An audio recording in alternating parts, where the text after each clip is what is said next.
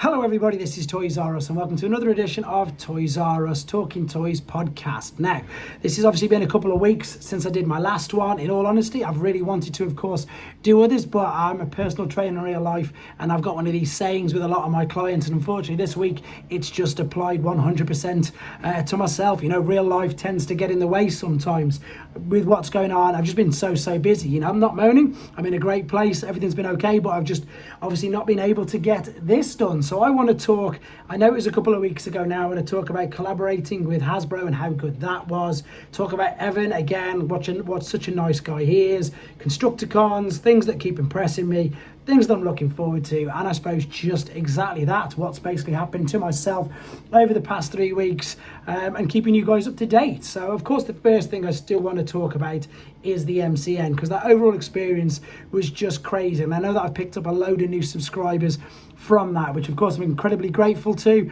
I hope you're appreciating. I do joke about this, but it is true. It is a very crude way of doing things.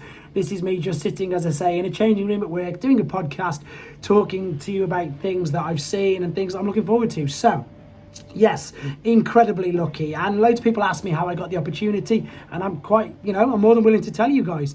Hasbro just reached out to me. There was no special thing that I did, etc. So the good thing is, when I tell people, when they tell people as well, they say that we are listening. That's pretty much, I suppose, exactly that. They were listening, they were watching, and I got asked that loads at MCN. How did I get the opportunity, what I was doing? And again, it was an amazing opportunity. I still can't believe it, to be fair, looking back at it now, having them Constructicons in hand, etc. I'm going to talk about them in a second, but yes, guys, there's nothing special. As I say, I do not work for Hasbro at all. I have the amazing honor and privilege to say that I did collaborate with them, which is another thing that I want to talk about quickly, because I get asked this quite a lot, and again, especially on the videos. Obviously, I only had them figures for that short period of time. Now, what I do want to get across to people is that I was legitimately lent them, and any other reviewers, I'm not going to mention any names, everybody knows exactly who I'm talking about. There's a couple, unfortunately, and there's a couple on Instagram, etc. and Weibo who seem to acquire all of these figures way before anybody else, before they're on shelves.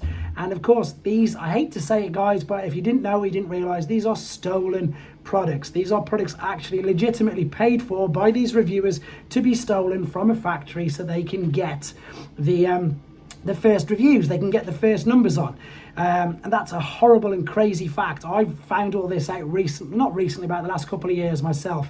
Apparently it was so bad a few years ago that they actually had to move factories. Apparently it's been going on for ages, but it's crazy. It's like there's a seedy underground of Transformer reviewers, but literally Hasbro had to move factories because there was being too many figures coming out and getting leaked. Exactly that. I mean, you've got to ask yourselves, guys, if they've got a figure that isn't even on the shelves, where's it come from? Unless it's something like I was at, like at a convention, at an event, something ran by Hasbro, there is no possible way that they could have them figures in their hand without it be through, I hate saying it, but it's true, criminal ways. There's no way they should have that at all whatsoever. The other thing as well is that, let's be honest, if you're given something by a company to review for a company before it comes out, you have a due diligence, you have a duty of care, a respect, or whatever it is. They even ask you to do it. You have to disclaimer, that's the word I'm after. You disclaim, this is where it's come from, this is where I've got it from. Any, the people who get the RoboSend figures, they say, look, RoboSend's let me this, RoboSend's give me this. Same with YOLO Park, same with 3.0, anything, any figures which you're getting early or you're given to by a company, even if it's not early access, you're given that figure, and the absolute least that company will expect you to do is to thank them. This is where it's came from. So I know that this is hard for some people to hear. Lots of people do actually know this, and lots of people actually don't. And I'm sorry if it's, if it's hitting home that some of your favorite reviewers, who are good reviewers and have got much better production than me, etc., and they're pretty good reviewers, but let's be honest, they are not they're literally, as I say, paying for stolen products. The bare minimum you would say is thank you to the company that gave you that particular figure, especially if it's months and months before. The other telltale sign is, of course, no box, no instructions, and that's because when the figure is stolen from a factory, they can't steal the box. The box is huge. It's quite easy for an employee. I say quite easy, but it's much easier for an employee to steal a figure wherever they're going to take it out, get it out and get it shipped out. And it's crazy. And it's, as I say, there's actually, I believe I've been told, a bidding bidding war for these particular figures. So certain reviewers, they go up at auction, bidding, it's like the black net or the dark net or whatever it is, but it's, you know, selling these figures to get the first review out, because if you get the first review out, the numbers are huge. So I wanted to, you know, to get that across, that I am a legitimate collaborator with Hasbro. I can also show you some of the cards that come inside the packaging that they ask you to, I put one up in the community that they ask you, of course they're going to ask you, look, you've got to mention, we're sending you some products, you've got to at least mention them. So I wanted to get that across, because I did get a lot of people saying I'm just as bad as these other reviewers, or how have you got this? And I completely get it, you know, guys, I completely get it. But again, hopefully now you've been on this channel long enough, or if you've been watching me since the MCN, you've seen where I was working, where I was collaborating with Hasbro. So that's just what I wanted to get across. And any questions, you know, feel free to ask it on here. There's loads of people who will comment on here who will let you know more than I do. I'm 4 years into YouTubing. This apparently has been going on for forever. So there you go. Just wanted to get that across to you. The other thing I want to get across as well is just how good, how amazing Evan is, to be fair. And I'm sure that you can gather this yourself from, in fact, not just Evan, there was Emily from Ghostbusters, there was the guys from Marvel, all of them. And as I said, when I took my picture of Evan with Dino King, they are all the biggest fans. They're nerdy, they're cool nerds. They're exactly what it is to be. And again, I don't know, is the word a geek? I don't know what to call ourselves, but we are very, very lucky to be in a time when it's not Shunda, it's not like, this is what me and Evan were discussing, is we had a long walk around, and, you know, his knowledge on everything else is crazy. Anime, Gundam, all this other sort of stuff. He was, again, like a kid on Christmas Eve, just walking around and just seeing all the stuff that he absolutely loves. Stuff that I haven't got a clue about, to be honest, but he loved it, and he knew so much about it. All his knowledge on anything, I suppose, Japanese is incredible. So, you know, take my hat off to him. We had a long chat, because I was lucky enough to go to Japan in one of my previous jobs. He's obviously been to Japan, so we had a good chat about that. Just again, exactly as he appears, and in person, he's just a normal, down-to-earth, incredibly fun, knowledgeable, and lucky guy. That's all I've got to say. And the other thing that I really wanted to say, and this took me back a little bit, it shocked me, because again, people think that I work for Hasbro, I am told what to say, etc, etc. So it was the morning of the Saturday when obviously I had the privilege of revealing, before I took him home, revealing the Bumblebee, which is of course the updated Studio Series figure. So once we did that, after that had all gone live and I knew that I was going to have permission to take it back to the hotel to review, I just asked, I said, right, what do you want me to say about this? And he answered dead, straight dead.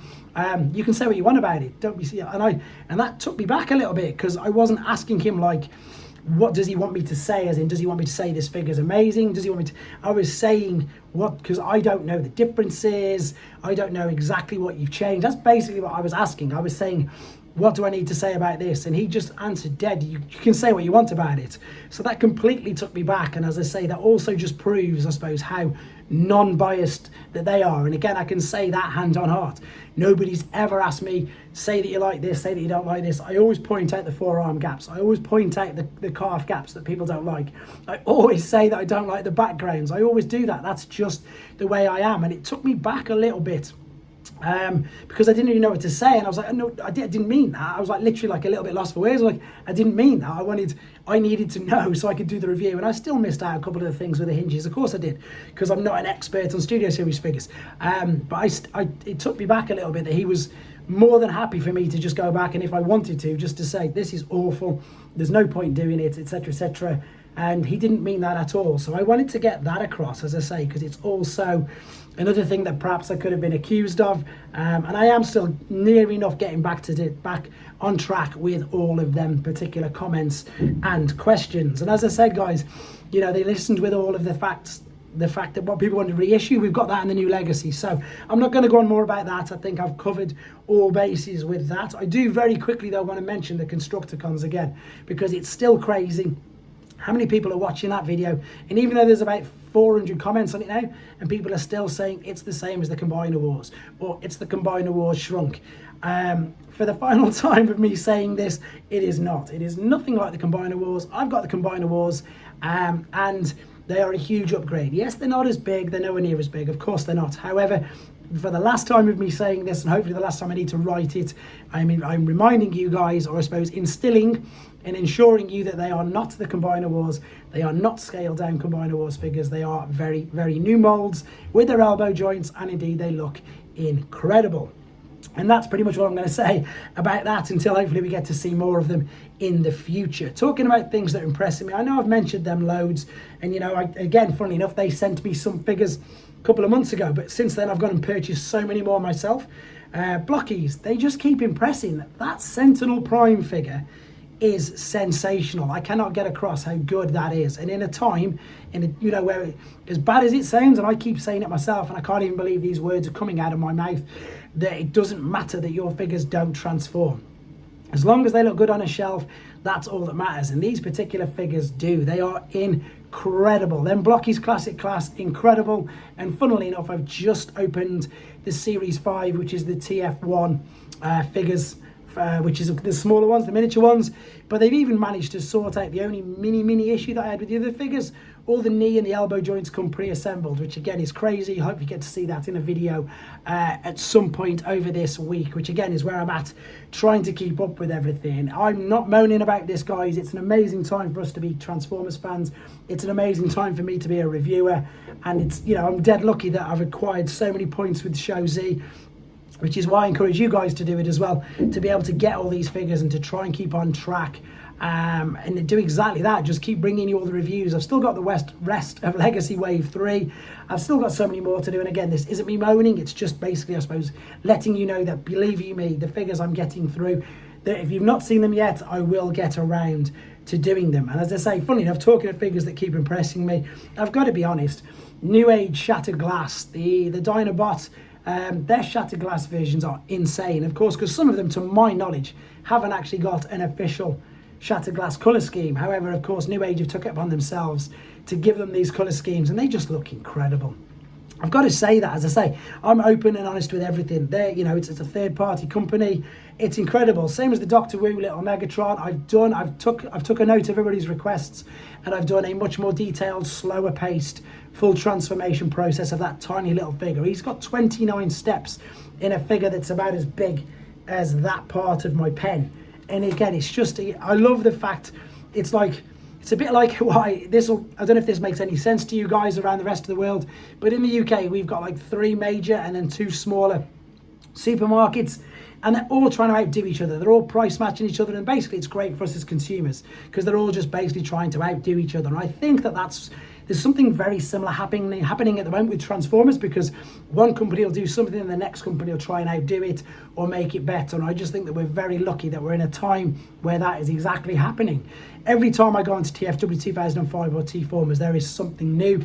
Someone's got a new version of this, someone's got a better version of that. This is coming out, that's coming out. As I said, we are incredibly lucky to be in the situation where we are with all these figures, with the choice, with the scale, with the detail, with the intricacy, with the bank balance, with the budget, with whatever. It's just absolutely nuts.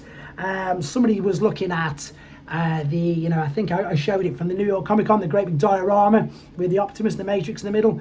By the time he had added all the extras onto that was £7,000. Now, who on earth? Somebody's obviously going to get it because they wouldn't obviously offer it. But the fact that you can have a Doctor Wu figure for about £15-16 in the UK, or you can have something as ridiculous as a £6,500-7,000, something to do with Transformers, just shows you the pure scope that we've got out there. Again, who is it? Studio 01 are teasing their Metroplex from Fall of Cybertron, and it's going to be bigger than their Seed figure, which is their take on Unicron. So that's going to be a huge figure. The third party reveals from TFCon, they all looked great. I think myself, as I say, I'll be getting as many of them as physically possible to do the reviews on. And then, as I always say, guys, I'm dead honest with you, lots of my third party figures I do just instantly sell on, or people lend me them, because again, I've got no space on my shelves anymore to review them all, which is obviously very good. And I say that's the things I'm looking forward to. Fans Hobby's take on a Metal Hawk. I'm hoping that gives Takara the impetus to do Metal Hawk, because of course Takara should have been, I completely think Takara should have been the first company to do a masterpiece scale Metal Hawk. Alas, that hasn't happened, but Fans Hobby have gone and done loads of the Master Force cast, you know, all of the junior headmasters, they look amazing. Their take on Double Dealer, but funnily enough, they've not done Double Clouder, which I don't understand. I would definitely have thought that they would have done that. So yeah, really looking forward to that. Massively looking forward to that, in honesty. And as I say, the missing links, going back to actually to Takara, there's a big event going on from this weekend in China, I think, and I'm hoping that we get to see some more of the missing link Sunstreakers. And also, you know, that looks amazing. The best thing about that, and I'm sure you guys know this, is the Sunstreaker mold was lost or damaged or anyhow, it's been MIA. They haven't had it in as long as I can remember. That's why they haven't, since the gold box editions, there's been no other official releases of a Sunstreaker figure. So the significance of them doing Sunstreaker shows you, or shows me and everybody else, that they are willing to spend money. Again, I worked in injection molding and stuff, and presses and mold presses and stuff like that. They are insanely expensive. So what it tells me is if they are looking at basically creating whole new molds for a figure, as I say, that hasn't had a reissue in decades, that it really looks like they're going to be investing really quite heavily into this missing link series. I'm going to say series. I'm hoping it's a series. I definitely see a couple more uses of the Prime mold, maybe just the cabs though, because let's be honest, we don't need a Toxitron. Nemesis will probably get a trailer, and I also would love to think that they would do something with the Ultra Magnus. Maybe wait till 2026, because of course that's when Magnus came out, because of course all they've got to do is paint the cab white, and then this gives them another 18 months or so to do something with the trailer. And then of course, if they do that, then we're going to get Diaclone powered convoy, all that sort of stuff. You've got to look at things that, for exactly that reason as well, they're still a business. You've got to look at everything they do is going to, you know, they're going to use it more than once. And I'm going to talk about that. No, I'll talk about it very quickly now. It still makes me laugh and still surprises me when people still comment on whichever company, but it tends to be Hasbro that tend to get picked on quite a bit more than anybody else. Oh, they've used the same mold again. Diaclone figures, Microman, Microchange, all of them use the same mold, and they just change the colour. Whether you go to Rumble and Frenzy, the cassettes that were pre-Transformers, whether you go to Cordon Spinouts, they were pre-Transformers. The Skids mold got used loads. The Sunstreaker, I've done the Sunstreaker. The Sideswipe mold obviously was used for Tiger Trust. So many different colour schemes. That is what companies do. That's what they do with action figures. That's what companies do. So I know that in a lot of cases, okay, it is just the same mold, but that's what companies do. So it makes me laugh when people still, oh no, they've done exactly the same thing. I just wanted to get that off my chest, because again, loads of people, New Age, I'll just give you an example of their shattered glass figures. They released 6 uses of the same mold within 2-3 months of each other. So, you know, everybody does it, and that's just the way that it's always going to happen. So it doesn't bother me. It's funny that it still bothers people. And I just wanted to say, you know, address that if you're new to Transformers, or if you're new to collecting figures, don't be surprised if they get the same mold usage. I see in some aspects that perhaps if it's the same character, maybe Megatron with the Siege mold, maybe, but you know, at least it's a different character, or at least it's a different genre, because that's the problem with Transformers now. There are too many genres that if G1 kept getting all their figures, G2 people would complain, animated people would complain, RID would complain, and that's, you know, I suppose that's what's going to happen now. There's 40 years of figures. We're going to get constant reissues, constant reuses, and as you've just seen and as I've just mentioned, by the new Studio Series figures, we're going to get updates, which is also great because things change, things can be improved. And you know, exactly that, as I've just said, one company's always trying to outdo each other, and that's good for us as consumers, because it just means that we get the best possible product or the best finished article of whatever it is that we want to get. So it's all positive, guys. Things to look forward to with regards to the channel.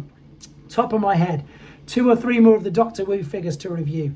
Game of Ratchet, Game of Decepticon drone, the rest of Legacy Wave 3, which was the mini Galvatron, etc. I'm going to do a cheat video. I'm going to put my hand up and I'm going to do a cheat video of Galaxy Shuttle, because I have it in a Legacy United box, but I'm just going to do a very quick comparison and then splice the Velocitron review into it, because the figure's exactly the same, but just in case anybody Google searches for the Legacy United review, I've got to do one for that.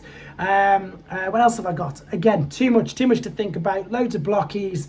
3-0, no, Yellow Park Starscream is on the way. Vanch card, I've got to get around to doing them. I've got the beautiful gift set to do that. So as always, guys, loads to look forward to. Hopefully my voice will be back to 100% soon as well. But in the meantime, I really do appreciate all of the support. Any questions on anything, any ideas you want me to talk about, I'm looking to expand this into speaking to other reviewers very, very soon as well. But in the meantime, take care, guys, and I'll catch up with you soon.